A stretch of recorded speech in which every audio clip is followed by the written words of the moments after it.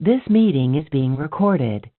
Assalamualaikum warahmatullahi wabarakatuh. And we are from group 2. We're gonna talk about traffic congestion. Without wasting more time, we'll just start with the first question. That is what's the origin of this traffic congestion problem? I will ask Bilal for his opinion because you commute to UTM every day, right? With car. Yeah. So what's your take on this? What do you Okay. think is the origin of this Assalamualaikum problem? and good evening to everyone.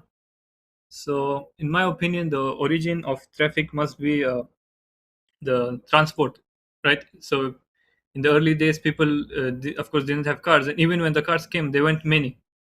Nowadays, there are like many cars, and almost everyone drives a car, right? Like even if I look at myself, maybe I'm the culprit because I'm one person driving a four wheeler every day to and fro to uni, right? So that's causing traffic. Maybe 1% is not efficient. 1% driving a whole car every day to and fro. So I think the origin of the problem is definitely the high number of Car vehicles. ownership, the car ownership growth. Yeah, it has grown quite a Any lot. opinions for Bilal, for IMAADH or FIRAS? I'd say not only car ownership, but also the development of how traffic systems and routing works nowadays. Because if you want to go from point A to point B, let's say like when everyone wakes up in the morning and they want to go to work, our infrastructure isn't built for multiple routes. It's like you have one big highway that goes in one general direction and then it branches off.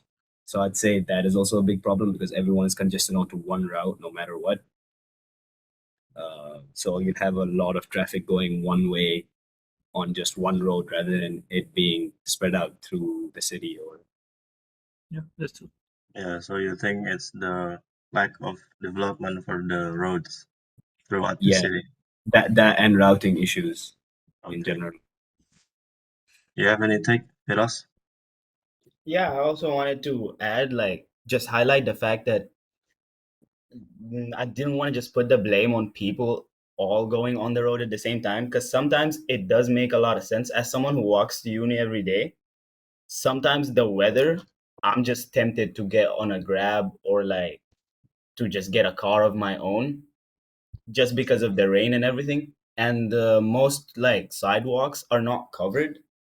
So if I'm walking to university or walking to work every day, I am just getting hit by rain all the time. Even if I'm walking to like the train station, I'm getting hit by rain. I always consider taking a car or taking a Grab. Okay. So I also think about the car ownership growth, especially nowadays. Cars is not like an expensive item, right? You can get it from like secondhand from someone and then buy it cheap. So the car ownership increases not only for the middle upper class, but I think lower class also can access cars nowadays. Okay, so we'll move to the next question. So the origin of the problem is car ownership growth and then lack of development of the roads and lanes. And then Firas, what is The lack of development of like walkways. okay, the sidewalks, like the Yeah. infrastructure. Okay. The next question is, when did this problem begin and how long has it been going on? Anyone has any opinion on this? I think maybe in the last around 15 years. I feel like it's way longer. I feel like it started in the 2000s. Like decades, right? I mean, not decades. I mean, yeah, actually. Yeah. Decades. Ever since more than that, yeah. Ever since car went cheaper, and then ever since it became affordable, not for just the upper class, and it's become a source of need for the rest Yeah. of the world. Yeah, I feel like since then. Yeah, ever since like cars got like mass produced and everything. I mean, you can't put a number on when it started, Yeah. obviously.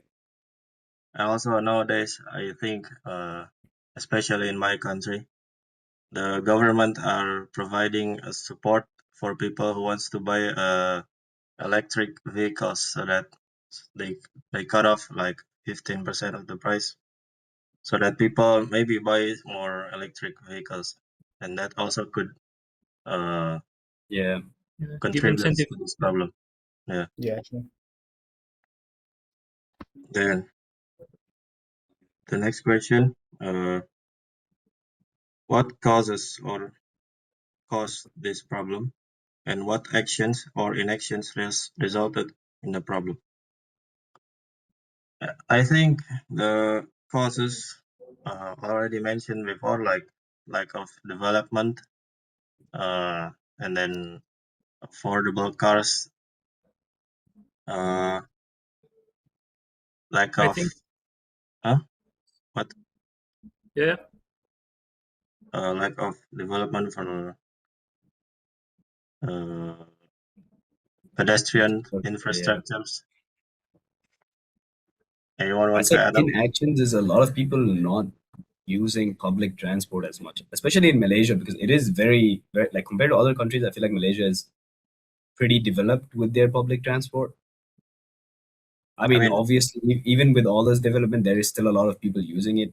But I feel like compared to the amount of people who are using, like, let's say Grab or their own cars to drive to work, the people who are using public transport still hasn't caught up to but Grab cause is significant. Grab considered public No, transport? no. I'm not. I'm telling as in people using Grab Oh, to get to work. So that's like adding another car just for one person rather than For the congestion. whole Yeah. 4 people, 5 people can fit in. I mean, we could take an example like China or Japan. They have a good infrastructure for public They're transport. very They managed people to keep, prefer taking public transport there yeah, too and walking. It's very encouraged because they have the like Firas mentioned, they have the infrastructure to walk around. You don't have sidewalks that are just because they grew up on that infrastructure. it's Yeah. a walkable city, Yeah, it's a right? very walkable environment. Okay. So next question: why is this a problem, and how does this problem affect the company, its operations, and or its community, such as employees, clients, or etc.? Uh, I have opinion on this one. Uh, this could be a problem because it takes people time to commute from one point to another point, and that costs people times, and also could lead to money. If you're late to work, the bosses will scold you for it, and it could be resulted in you getting fired, Yeah. Very right? true. Loss of Very true. productivity in general. Yeah. Yeah, lots of productivity. Yeah. Because like if you've spent 30 minutes, 40 minutes commuting, just stuck in traffic, you're not gonna want to do work once you get to work. Yeah, that makes sense. Yeah, it's not productive, right? Hmm. Yeah. I mean, Also, especially the fact that you consider that rather than waking up like let's say 15-20 minutes before you go to work, you have to wake up an hour and a half before. So your day started so early, so you're already using so much energy just to get to work or college or school or wherever you're going. Yeah, and also just like when you're congested in traffic, yet people are spending more time in their car. Engines are just idling, and that's just not good for the environment. That's not good yeah, for the air quality. That also just doesn't help like normal quality of life. People are gonna be more annoyed. People are gonna be more stressed because just the weather is bad, the air is bad. And also, one of your articles mentioned that the noises from the traffic congestion can also affects the children's sleep quality. I think True. it's Bilal's article, Yes, right, Bilal? yes, that's true. Yeah. Because when there is traffic and noise, at least I think here in Malaysia the noise is not that much. But for example, in India, the noise with traffic is so bad. Yeah. So it can also lead to health issues when there is, people get used to it. Imagine you're near a hospital and then there's a traffic congestion. Then that patient needs quiet environment, but Yeah. the entire environment does not support it at all. So that are the problems. Moving on to the next question.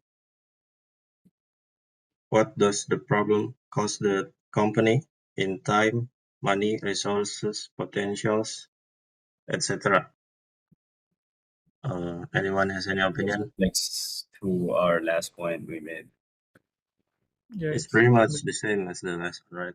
We mentioned Yeah. already the I think Yeah. I will add that when you are late, for example, 30 minutes, you wasted maybe in a case your own 30 minutes and also your teammates 30 minutes who were waiting for you.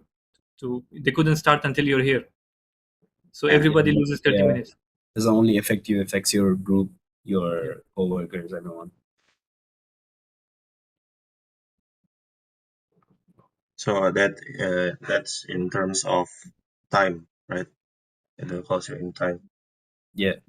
It can Also, lose you also money. money.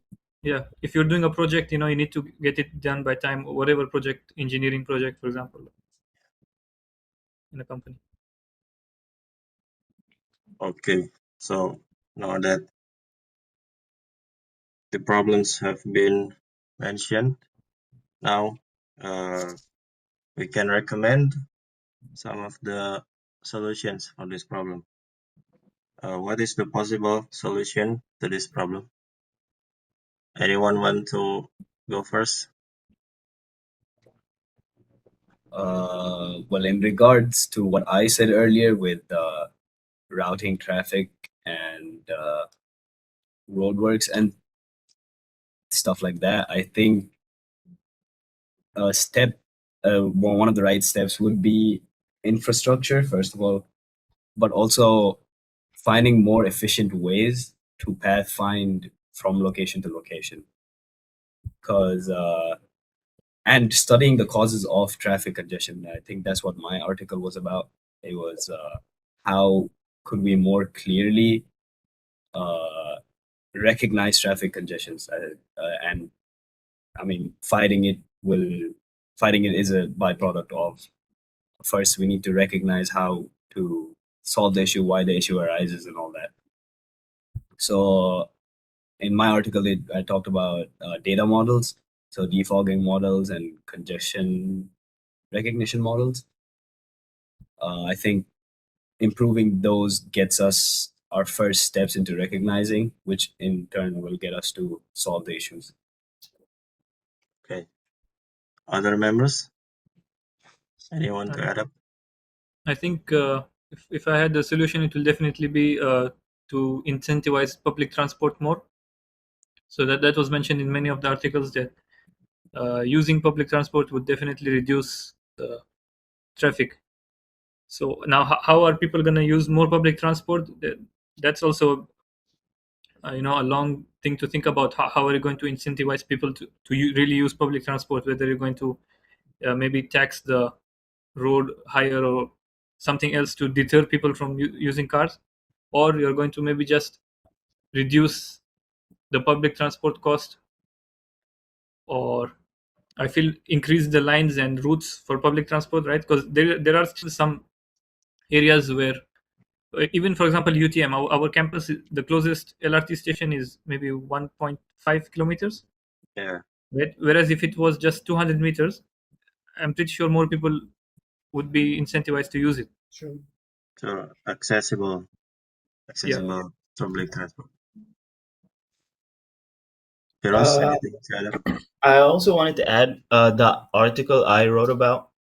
was highlighting an issue within traffic routing, within mapping systems themselves, like navigation systems, because they all usually have like the same route, or they take you through the same basic route. They recommend the same basic route to everyone. And that, if anything, would just add to traffic congestion. If everyone's getting routed on the app is getting routed through the same route every day to work, without considering like the without considering the congestion that might be caused by that, it will definitely just lead to like just horrible times in traffic. So it was proposing this idea of a system that uses AI, and it uses different matrix and just real-time data to route vehicles before congestion happens. Because right now with the current apps, yeah, some of them would show you like this road is congested, but it's still gonna route you to that same road, and it caused the congestion from the beginning because it routed everyone to that route at that time. But if you have artificial intelligence handling it, it will know who to route where. Suggest ev- the Yeah, best real time. before like they get there, before the congestion is already an issue. Like let's say you have 4 different drivers that are about to take a similar route, or they have a similar located destination, that ask for a navigation at the same like time. If the app routes all 4 of them through the same road, that is going to lead to congestion. But if you have artificial intelligence in the background, it will know, okay, 2 drivers already asked for this route. Maybe these other 2 that just asked for this route, I'll just route them somewhere else with a similar time, or maybe like a minute, 2 minutes difference, because that in the long run will save you more time. Okay, thank you. This meeting is being recorded. The next question is, what actions or inactions could save this problem? What do you guys think, based on the previous answers? One of you suggests rerouting system, like FIRAS did, right, with artificial intelligence help. Yeah, I do really think that would help, because with this method, you're targeting the traffic congestion before it even happens. And I feel like we've never looked at it that way with all our other solutions, with like trying to get people to go with traffic transport, with public transport, or trying to to tell people to share cars and everything. That's just trying to prevent congestion from being a thing. But I feel like that's just not going to work. It's just going to go south at any point. But attacking the problem before it even occurs, without trying to force people to do something different during their life, is the better solution. So I think people, I agree with that, because you never know how people would react to the public transportation situation. Like they'd say, okay, you know what, we'll like, even if you incentivize, there's no guarantee that people will take it, and you obviously you can't force people to take it. So rather than looking at methods and ways to deter them from like normal transportation, just making normal transportation more efficient is a better way to go at it. Yeah. any objections? Bilal, do you want to say something? Yeah, I think in my opinion, the solution of the pre-routing the people differently. So I think it's smart in a way that you attacking the problem before it even becomes a problem. But then practically looking, if you want to go from place A to place B, usually there is only one possible route. I don't agree, because like, I mean, yeah, there would be exceptions, I guess. And with those, it just kind of just depends on infrastructure. Like if another route actually does not exist, yeah, people will take that. But here's the thing: if most people are not all gonna go to the same place, people are just taking routes that end up intersecting together, right? Like during rush hours, like in the morning when people are trying to go to work, not everyone works in the same place, but the route to go to work intersects with other people's routes. So if the navigation system is knows you only as Bilal, let's say for example, you have only one route to go to work, you don't have another choice, but that route intersects with other people's routes who have other choices. It will just redirect these people to other routes, right? Knowing that you're gonna go to work on this route and you have no other choice, it will redirect them to another route. Maybe that's a little longer, but it will save them time to go through that route because they're gonna avoid you in traffic since you have no choice but going that route. Do you know what I mean? I think it makes sense, but it comes back to the point made by IMAADH, where sometimes there is one freeway which is the main way to go from this part of the city to that part of the city, and it gets clogged up during rush hours. So I mean, yeah, that is true. But also, Yeah, I I think feel like for that anything to work properly, you still need to upgrade the infrastructure of the roads themselves. true, true. I mean, I don't think one solution will save the whole problem. Just implementing one solution will not save the whole problem. That is one You of the you need to possibilities. combine them, kind of. yeah, That's one of the possible solutions. I mean, we don't just reroute the system without adding more uh, Yeah, options to prevent the traffic congestions. Like as Bilal mentioned, accessible traffic. No, accessible transport, public transport can be one of the solutions. You don't have to go uh, another route just to go to that, for example, train station or bus station or bus terminal. So yeah, I think FIRAS solutions can be one of the solutions for this problem. And then, so the next question is, which of these plans do you recommend? So I think we already come up with our minds that the rerouting systems, and then the Ahmad said fixing the Yeah, infrastructure, like biggering the roads, the lanes, and all that. And then Bilal said the accessible public transport. That's combined the solution. sorry. Just a combined solution, I said. Yes. Yeah. So that's the plans that we recommend. And then, what will the solutions cost the company in time, money, resources, etc.? I think it will involve all of this. It will involve time, it will involve money, of course, and also the I mean, resources. obviously, traffic in itself, like it's a government issue, right? Yeah, it's It's the gonna government. cost a lot, no matter what solution they're gonna go with. So it doesn't matter much about the cost. It's more about the outcome and the efficiency in a Yes, large scale situation like this. Because no matter what solution you go with, it is gonna be expensive. But on the relatively cheaper side, like what Faraz suggested, like the learning models, and if you looked at my article, the recognition systems, those aren't that expensive to install and to like train.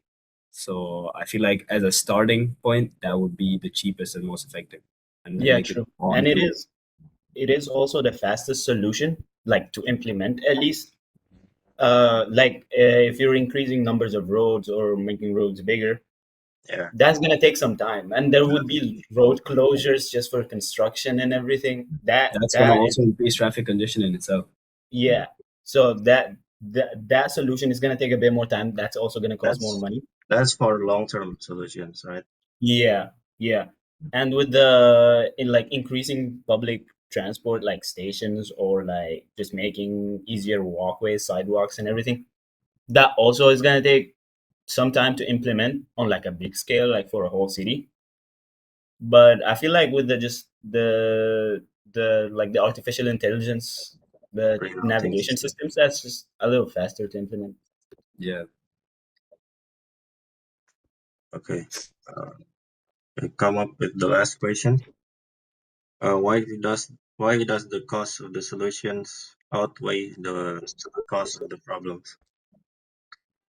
See, I would say personally, the infrastructure, like the building roads, that would be the biggest cost.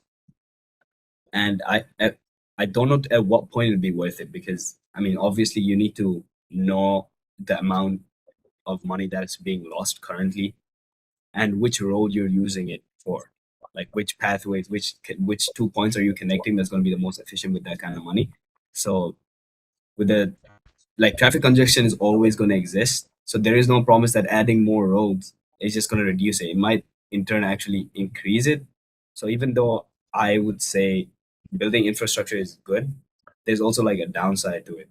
So if there's one problem we can that's pretty risky to do, that I'd say is that in terms of cost efficiency.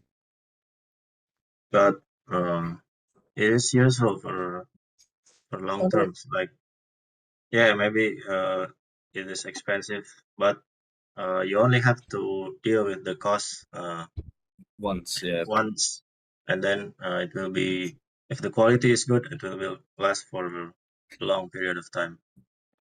So it's good for long term. Any other add? Anyone wants to Yeah, add? I was also gonna say, like, yeah, I mean, true, it is gonna cost, but also when we're mentioning like infrastructure, we're talking about the government here. For the government, it's kind of a little better to do stuff like that because it offers people job opportunities. Employment rate going up is always a good thing for the government, and I feel like that will help a lot in terms of that. If you're doing a large scale like project on increasing numbers of roads or sizes of roads, that's a lot of jobs.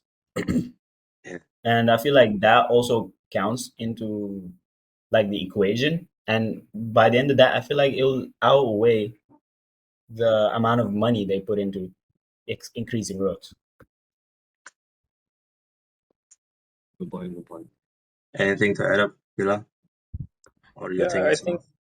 I think it is really expensive to go with developing infrastructure, or in my case, in the article, we talked about public transport. So even building new public transport uh, routes are very expensive. To what point it becomes worth it? I feel in general it's worth it. Any form of development is worth it in the long run. But is it really, like, are people really motivated to do it? Right? Are people really interested in doing it for some benefit you will see 5 years later? So in that sense, I feel FIRAS solution is the quickest possible solution, where it's cheap and it's quick, and there is no what you can call damage, like, because when you build a new infrastructure, you increase traffic congestion for a while, right? But in the case of FIRAS solution, it's all intellectual. It's there is no downtime or any recovery kind of thing. So you're saying is uh, for now we can implement FIRAS's solutions to this problem, and then while also doing the long-term Yeah, solutions. Okay, gradually. Yeah. I think we're done with all the questions.